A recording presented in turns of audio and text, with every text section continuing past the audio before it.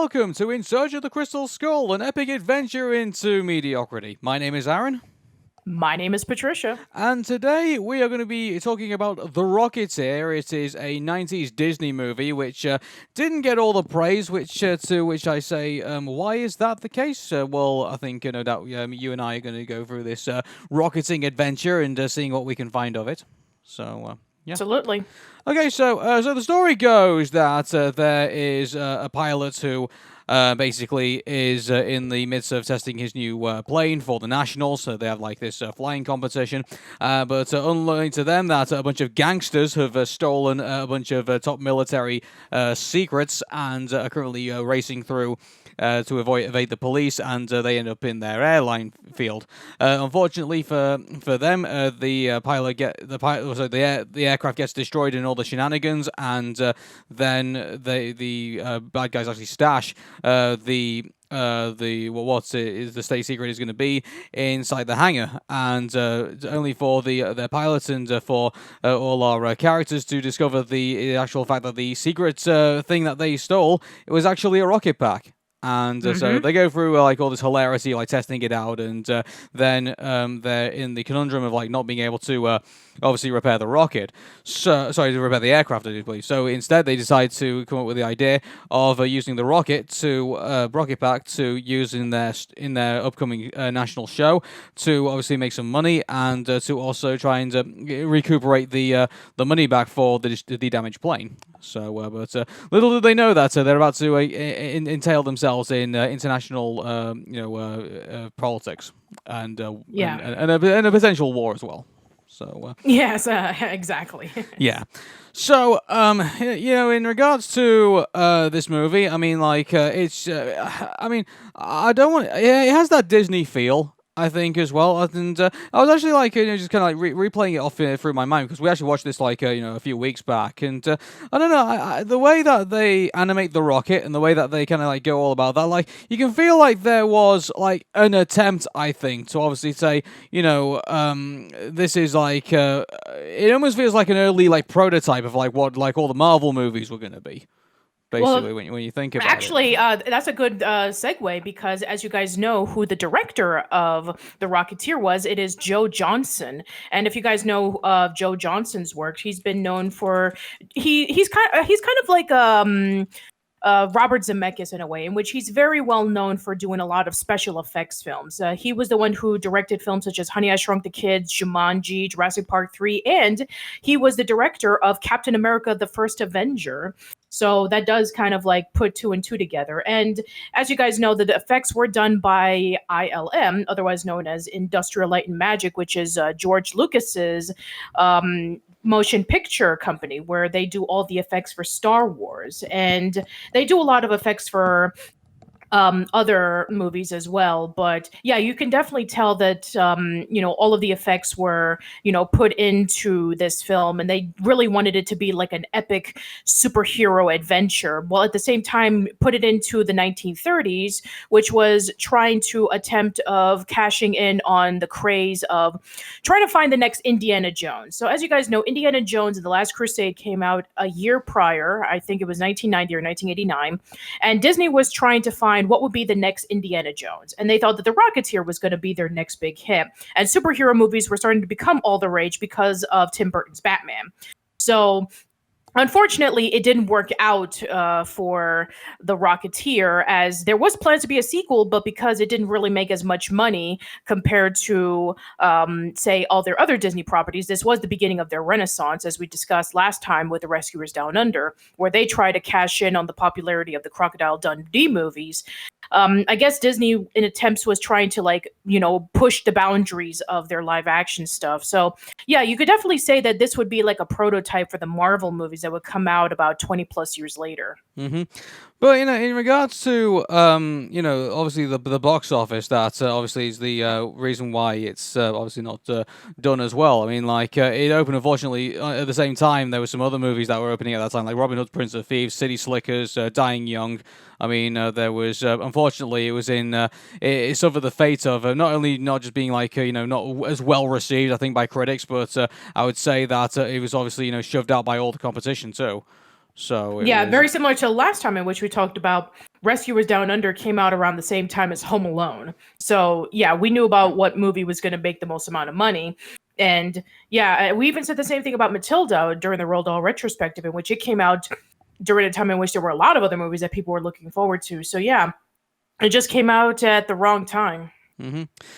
So I mean, like, which is a bit of a shame, really, because like, I mean, I would say the story's pretty solid. I mean, like, it's obviously, an unlikely hero thrown into this situation where, obviously, then he obviously tries to be a bit of bite off more than he chews.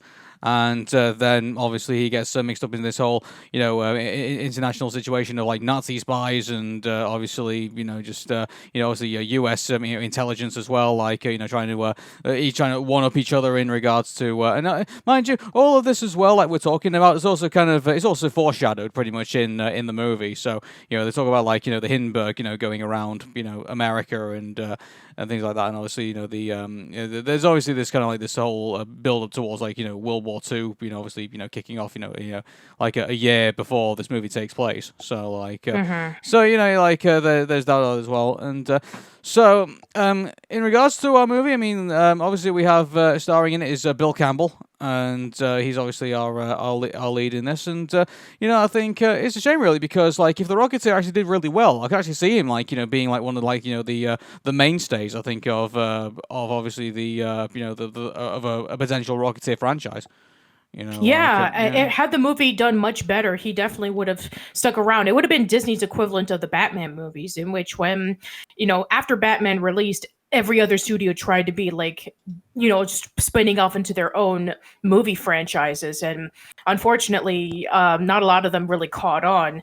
And I think that had the movie came out maybe a little bit later, or maybe like during the craze where, Batman was starting to become a lot more popular, then I think that could have been the case, because this movie was in developmental hell for a very long time. And there was a lot of disagreements between what the studios wanted and what the writers and creators wanted. So, yeah, there was a lot of mix up as to how to present this movie properly. They were saying, okay, we can release it under Disney, but no, maybe the kids would not be into the Rocketeer because it does have a lot of references to the FBI and to the Nazis. So we're going to release it under Touchstone.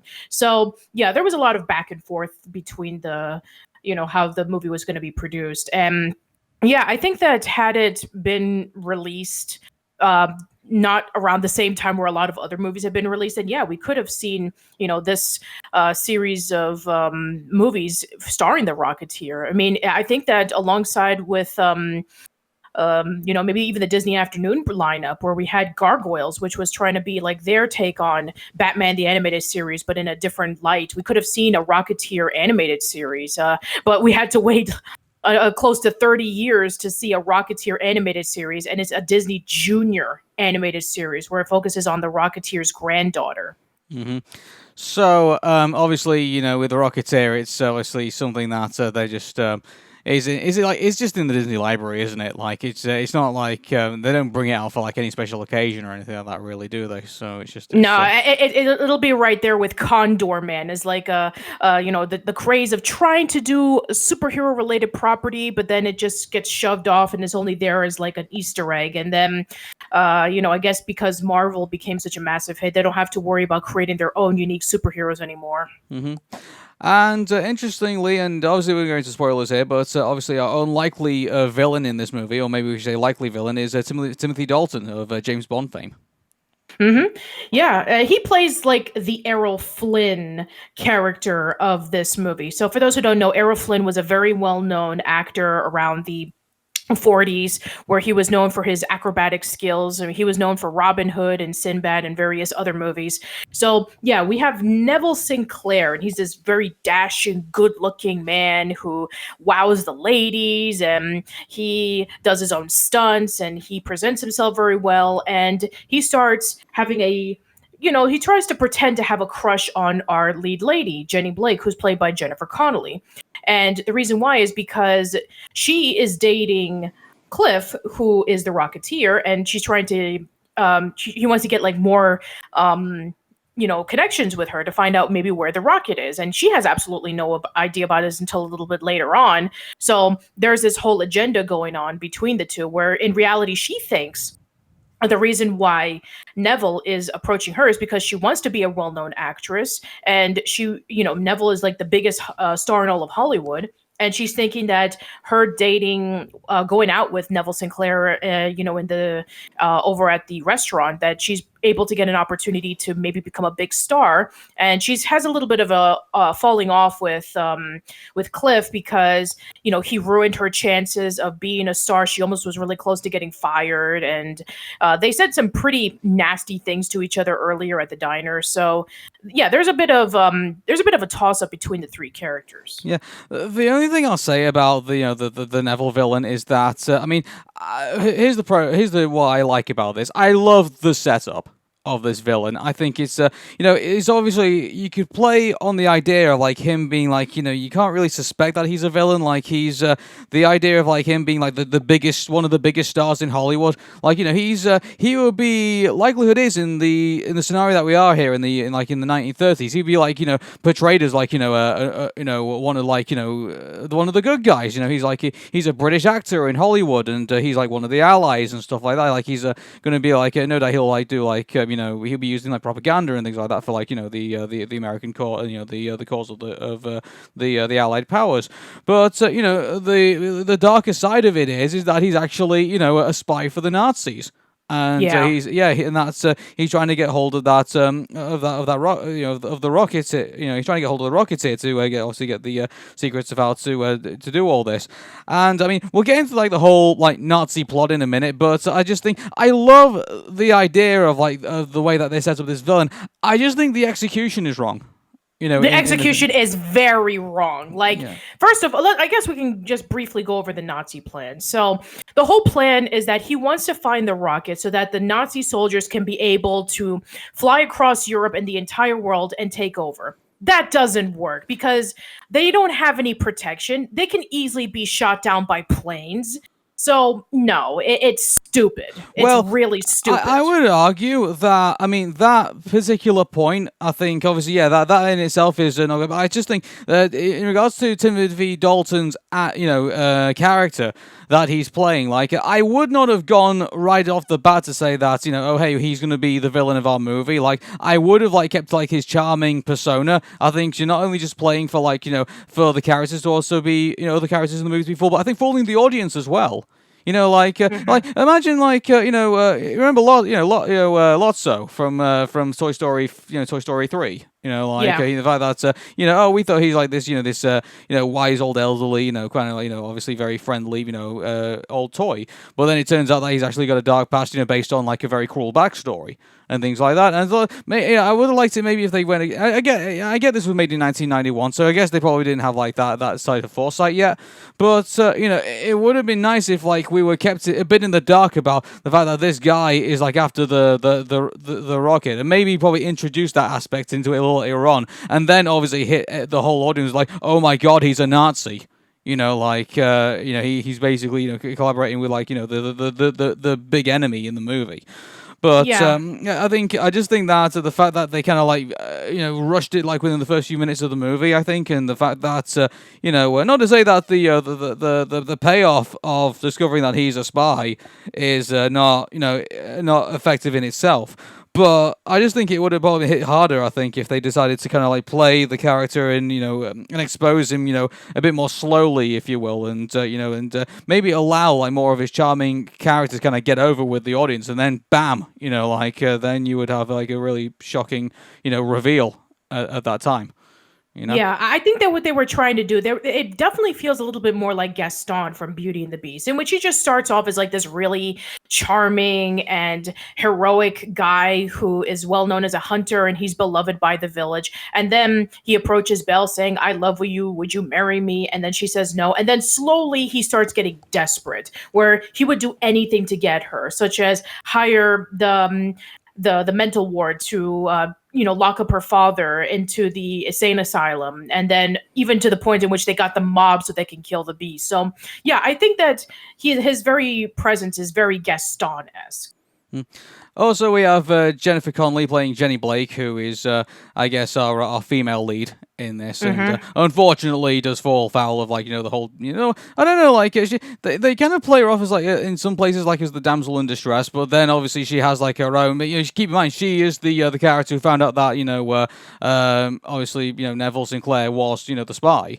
So, I Mm-hmm. mean, she had her own kind of, like, I would compare her more to, like, what's her name, Ashley from Resident Evil 4, where she, like, Mm-hmm. she obviously she needs help, but at the same time, like, she can help herself, when need be, so I think, Yeah, she definitely plays into that cliche, like a the 1930s damsel in distress, where she gets the heroic guy to save her. But yeah, you're absolutely right that she does have her heroic moments as well.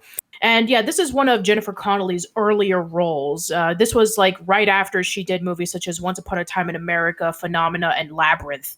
So it wouldn't be until a little bit later on where she would be really well known for her movies, such as A Beautiful Mind, The Day the Earth Stood Still, He's Just Not That Into You, and later on, various others such as Alita Battle Angel. So, yeah, she was still, finding her stride. mm.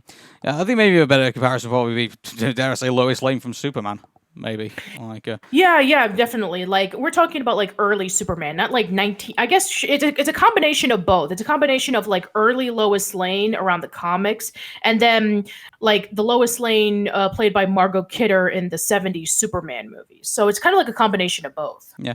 One thing that stands out to me is, like, the diner. Like, I thought for, like, the 1930s, I thought the way that they designed it, I thought was a bit elaborate. And don't get me wrong, like, I know we're in a movie where, there's a guy flying around in a giant rocket pack that's fueled by alcohol. Like, I get all of that, but, like, I don't know, like, the fact that they that diner still, like, did they have, like, stuff that designed, buildings designed that way during that time? Like, I mean, I know that they still had like large, elaborate things. I think that they did have like those large, figurines and statues to let people in. I mean, Hollywoodland was there. I mean, we'll talk about that later on in the movie. So I don't know for like a simple diner, especially since we were talking about like, like during the Great Depression. So I don't know if they had the money to build something that elaborate. I have no idea.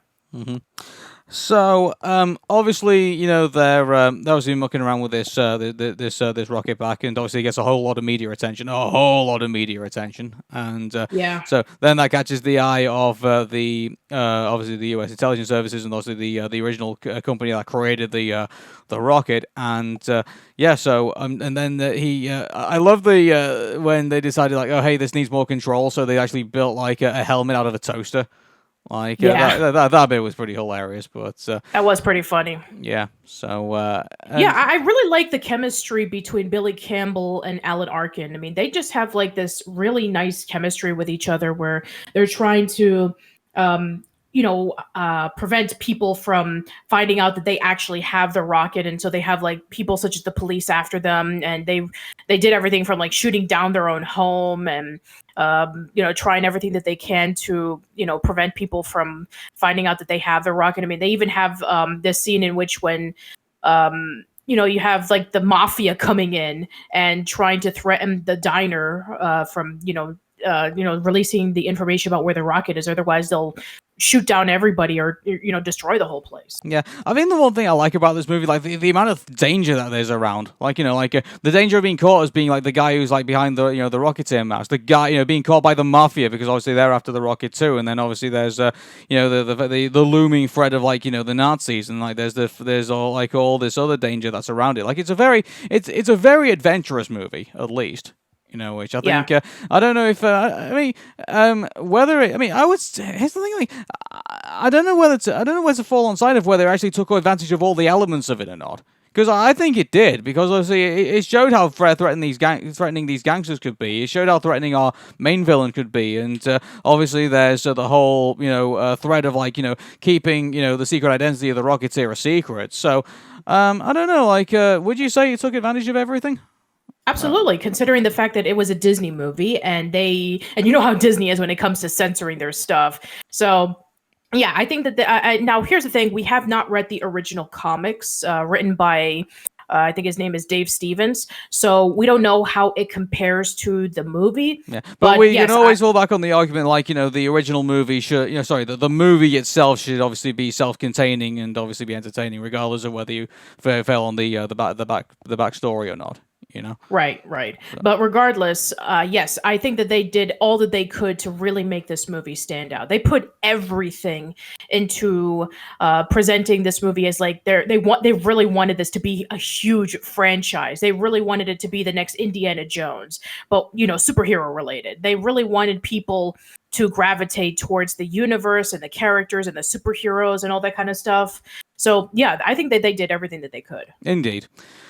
So, looking at our, trying to look at who else kind of like stands out in our cast of characters, really, because Billy Campbell, obviously Jellifer Connolly, obviously Alan Arkin, and obviously Timothy Dalton. But Terry OQuinn. Yeah, I really liked him as Howard Hughes. He did a really good Howard Hughes. Very overconfident, very standoffish. Definitely akin to what the real Howard Hughes was, where he was very well known for being this huge entrepreneur, and he was an engineer and a philanthropist. He was very well known for doing this kind of thing, and a lot of people also know that he was a bit on the obsessive compulsive to the point to which he actually did wear there's tissue boxes on his feet. So yeah, I think I would recommend that you go look up the guy. Or there was actually a movie about him that Martin Scorsese did a few years ago, starring Leonardo DiCaprio,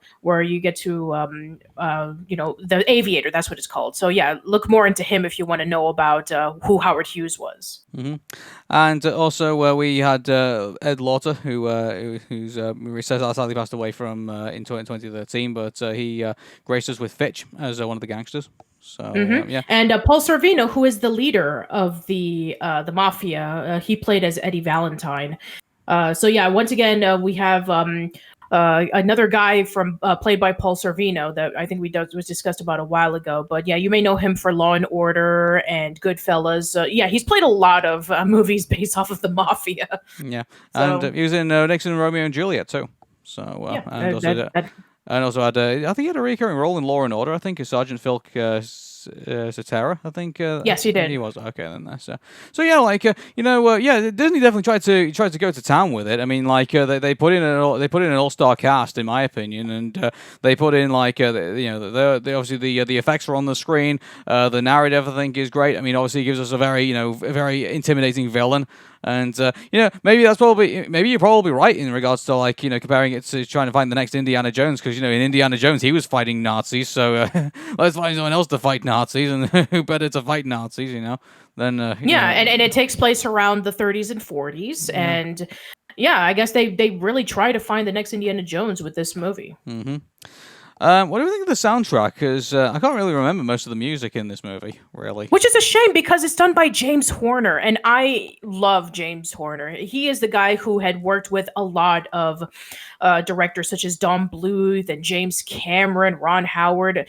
He has done some of the best music in terms of all the films that he would be in. I mean, we're talking about The Land Before Time, American Tail, Titanic, Terminator, Apollo 13, Field of Dreams, A Beautiful Mind. We're talking about that James Horner. And, I guess it does fit with the theme, going 1930s heroic, but I don't really remember too much of the soundtrack. Yeah, and Melora Hardin, who's been in things that people might remember from Thank You for Not Smoking and Hannah Montana the movie, and it's kind of like those kind of odd things. I think obviously she plays in that too, and in regards to the soundtrack. But besides that, I mean, and yet it's a James Horner one. It's still I honestly can't remember all that too much about it, unfortunately.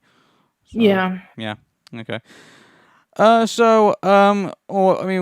thing I would say, obviously going towards the end of the movie, it gets to the point in the story where, do you believe that, these hard gangsters would, obviously, consider their, American patriotism over, doing business? Well, it was the 30s, and we have to understand that it's been 20 years since World War One, and they had to fight off against the Europeans, and preventing them from taking over pretty much everything. So I'm sure that they Yeah. still had their strong patriotism, and this would be at least a few more years until World War II would be affecting the Americans. I mean, if it's 1939, then the war had technically already started with Europe, but Americans wouldn't get into it until 1941, where we had the Japanese attacking Pearl Harbor. So Yeah. yes, I can imagine that there was this strong patriotism, even for the mafia at least. Maybe, but I don't know. It just felt, in a way, it just kind of felt like it felt kind of forced in a way. Like, it kind of reminded me of like remember when after Spider-Man, after 9/11, obviously there was like this huge kind of like Americanism that was kind of like pumped into it, which obviously was a natural reaction at the time. But when you look back at it now, it's kind of like it's like yeah, you can tell that the Tobey Maguire Spider-Man movies are products of their time, really. Yeah, they are. I mean, when you hear things like "you mess with one of us, you mess with all of us," it's like, yeah, I'm sorry. I mean, especially with the way that America is being seen now compared to the when it was back then, it's like this whole strong American patriotism is a little bit awkward. hmm So, yeah, but so besides that, I think I can't think of anything else really to say about the Rocketeer, which All right, then. So let's see what the critics had to say about this movie. Let's go over to starting mhm. off with R.L. Schaffer, who says, a charming adventure tale in the spirit of 1930s serials. The Rocketeer is a fun ride, 8 out of 10. This article from Variety that says this $40 million adventure fantasy puts a shiny polish on familiar elements: airborne hero, damsel in distress, Nazi villains, 1930s Hollywood glamour, and dazzling special effects. And then there were some people who didn't like it. Jonathan Rosenbaum, who said the whole thing is good natured enough, but increasingly mechanical. Owen Gleberman from Entertainment Weekly says, a piece of blandly enthusiastic B movie pulp. C. And then finally, we have Nick Shager from Lessons of Darkness, who says, almost never takes thrilling flight. C. Well, you missed that one guy who's the man himself. Yeah, that is Oh, that's right. Roger Yeah, Ebert. yeah, Roger Ebert. Yeah. So let me see. If, Well, you I've got it have right here. the Yeah, I do. So he described it as a charmingly direct as those rockets from the Flash Gordon serial. So one of the sparkler hidden inside of them, which were pulled on wires in front of paper mache mountains. So like he said noticing the homages to the film serials of the 1930s and 1950s. So he seems to have enjoyed it. So Yeah, I can imagine somebody like Roger Ebert would enjoy it. So yeah, currently the Rocketeer is 66% on Rotten Tomatoes, and the audience score is 65%. yeah, which I think obviously kind of puts it into pretty comfortable Crystal Skull territory. I think I would say. So Yeah, very yeah. much so.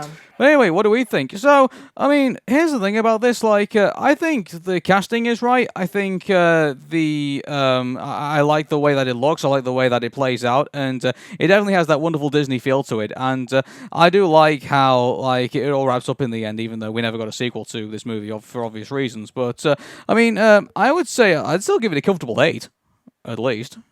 Yeah, I would give it a comfortable 8 too. There were some things that hold it back a little bit, such as the motivation of the villains and the soundtrack being kind of forgettable. Even I don't even remember a lot of the characters, to be quite honest. I mean, I just remember the main characters, but I don't really remember the side characters as much. But yeah, it's a very solid movie. It has great action, great adventure. I like the character dynamics. I like the 1930s setting. So yeah, there's a lot of things that went right for it, and it's a shame that it didn't really catch on when it came out in 1991. But I'm glad that Joe Johnston did get another chance 20 years later when he did Captain America: The First Avenger, which I personally feel that he took the elements of the Rocketeer and made it better.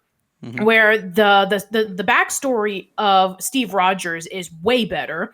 because we actually do get to follow him on his patriotism and him wanting to do the experiment so that he can be able to become Captain America that we know of today. The villain is very interesting. Red Skull's a great villain. It would lead over to Hydra. The 1940s set pieces are really well done. Of course, there were some things that they had to like modernize it, like the fact that they actually did integrate like African Americans in there, even though I think at that point it would have not been shown because they would have been in their own separate division. But other than that, yeah, I think that if you want to see a true testament of Joe Johnston's superhero presentation, then Captain America: The First Avenger would probably be where I would go to first, as opposed to The Rocketeer. Not to say that The Rocketeer was bad; it's definitely a prototype of the Marvel movies that would come out a little bit later, where it has like the great characters and the setup and all that kind of stuff. So yeah, I really wish that The Rocketeer would get another chance, but I think that the only thing that we are going to get is that Disney Junior animated series, which it's actually funny because apparently when that was first announced and they were going to announce that there's going to be a new Rocketeer in the form of Cliff's granddaughter or something, who was like a 7-year-old, and she's a Rocketeer now. Everybody got so pissed off, saying, "That's not my Rocketeer." And I'm like, dude, did you actually see this movie in theaters? I mean, you only knew about this movie like a few years ago, and now you're getting angry about it. Just like, come on, don't do that. Well, if you're angry about that now, imagine what you're going to feel like when you hear the box office numbers. Good grief. Yeah, so I mean, in regards to like a sequel, I mean, obviously since 2008, it had been talked about in regards to that. I mean, Yeah. the original idea for the Rocketeer was it to be part of like one movie of like a trilogy. So unfortunately, it suffered an Aragon and decided like it fell foul on the first movie. So Yeah, I guess don't know. Like, even if they did have a chance to do a trilogy, I mean, like, could we say that the next two movies was going to be better than the first one? I guess it depends because once again, we don't know what the comics would have, stated in their storyline. But maybe there could have been like more opportunities to branch out. Like the Indiana Jones movies were able to branch out with their stories. Like, we had Indy not only facing with the Nazis, but also facing with a native tribe and all that kind of stuff, trying to find the Holy Grail. And maybe they would have played some more things with the Rocketeer. Like maybe if it would have taken place like around the 50s, maybe we could have had a communist spy or something.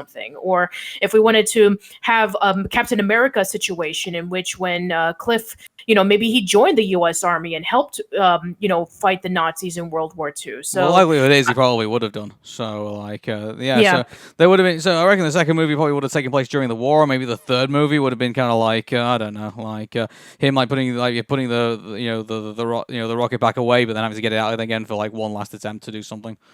Yeah, like maybe during the Cold War or something, or the Korean War could have been a possibility, or maybe the Vietnam War. Like if maybe it could have been like a Crystal Skull moment in which like we have an old Cliff, and he has to put on the rocket one more time, and has to help the Americans at Vietnam or Korea to fight off against whatever battles that they were happening. So yeah, I mean we could have seen more possibilities with it. Maybe. Okay, everybody. Well, that's the Rocketeer, and so we'll let you know when the next one's going to be coming out. But until then, my name is Aaron. My name is Patricia. Take care, and bye-bye for now. See you later.